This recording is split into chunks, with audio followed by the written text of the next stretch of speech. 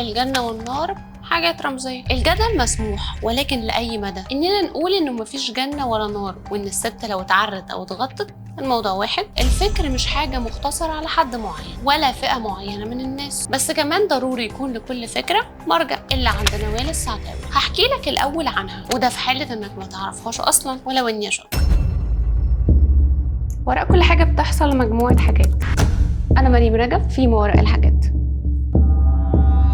نوال السيد السعداوي اتولدت في كفر طلحة في محافظة القليوبية لأسرة مكونة من 9 أفراد، 8 أولاد وبنت. والدها راجل فلاح ريفي وموظف في وزارة المعارف، أما أمها فكانت بنت بشوات وعيلة كبيرة جدا من الأعيان. اتخرجت من كلية الطب جامعة القاهرة سنة 55 وبعدين اتخصصت في الطب النفسي، وبكده انت قدرت تجمع عنها شوية معلومات، إنما أفكارها حاجة تانية خالص. دكتورة نوال قالت إنها لا تمانع من إن راجل يحب راجل تاني أو يكونوا على علاقة جنسية سواء ستات أو رجالة في المجتمعات العربية، وعرضت جدا فكرة إن هم يكون ليهم عقوبة بالحبس، لأن ده في وجهة نظرها حاجة راجعة للتربية أو الخلل الجيني. والنقطة بتاعة الخلل الجيني دي أنا رديت عليها في حلقة كاملة تقدر ترجع ليها، لكن في المجمل كل شخص عنده النوع ده من الميول محتاج يتعالج علاج سلوكي، لأن حتى نفسيا ملوش علاقة. وخلال شغلها في القرى المصرية كدكتورة عملت كتاب اسمه الوجه العاري للمرأة العربية سنة 1977، واللي اتكلمت فيه على إنها شاهد عيان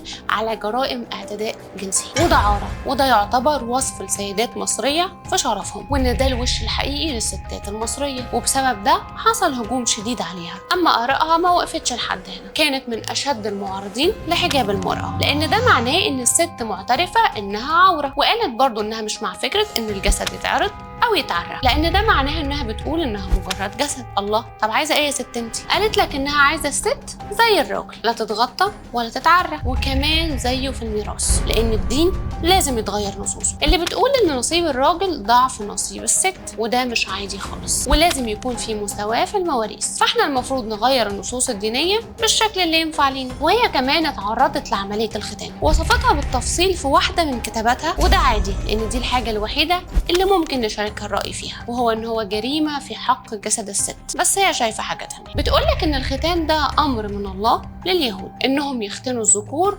وده وعد عشان أرض الميعاد. أما الدين الإسلامي ما فيهوش ختان للذكور، وطبعا ده أمر مش صح. أما بقى الجدل الأكبر لنوال السعداوي، وهي مسرحية الإله يقدم استقالة في اجتماع القمة، ودي مسرحية بتدور أحداثها عن إن ربنا سبحانه وتعالى عامل اجتماع أعوذ بالله مع الأنبياء، منهم سيدنا إبراهيم وسيدنا موسى وسيدنا محمد عليه أفضل الصلاة والسلام. والمفروض إن الحوار بيدور عن ظلم الإله اللي هو ربنا وتفضيل الأنبياء عن تانيين. وحصل بعد الواقعة دي جدل وغضب كبير جدا، حتى ان الازهر نفسه اتحرك ضدها بتهمة الردة والزندقة، والكلام ده كان في 2006، ولكن في 2007 تكسب القضية، وطبعا اتوقف عرضها فورا المسرحية دي. اما حج بيت الله ربنا يرزقكم ويرزقنا زيارته، قالت انها مستحيل تروح تلف حوالين الكعبة وتبوس الحجر الاسود، وان دي وثنية، وكأننا رجعنا على عبادة الاصنام مرة تانية، ده حتى ربنا عرفوه بالعقل. وده زي ما جدتها كانت دايما بتقول لها. نوال السعداوي قالت ان الجنة والنار